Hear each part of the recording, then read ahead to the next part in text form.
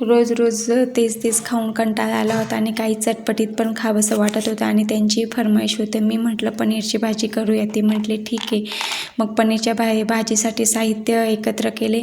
कांदा, टोमॅटो, 7-8 काजू, लसणाच्या पाकळ्या, अद्रक, थोडीशी तीळ घेतले आणि खोबरं घेतलं. हे सगळं बारीक कट करून घेतलं आणि कढई ठेवली. कढईमध्ये गरम पाणी उकळायला ठेवलं आणि 10-15 मिनटं हे सर्व साहित्य उकळून घेतले.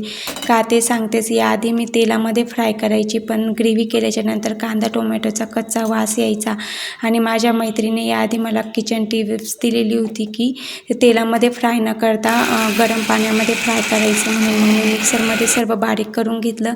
मग ती ग्रेव्ही तेलामध्ये छान तेल सुटेपर्यंत कलसून घेतली आणि माझ्याकडं तर पनीर मसाला नव्हता, पण लेडीज म्हटल्यावर ॲडजस्ट तर करताच येतं. मग मी पनीर मसाला नव्हता म्हणून घरगुतीच मसाले वापरले आणि त्या मसाल्याला तेल सुटेपर्यंत छान कलसून घेतलं. तेल सुटल्यानंतर सर्व मसाले मिक्स केले छान उकळी आणि त्याच्यामध्ये गरम पाणी टाकलं. गरम पाणी टाकल्याच्यानंतर भाजीला चव येते म्हणतात. मग गरम पाणी टाकल्याच्यानंतर ते छान उकळू दिलं आणि पनीरचे कट करून त्यामध्ये टाकले आणि छान अशी हॉटेलसारखी पनीरची भाजी तयार झाली.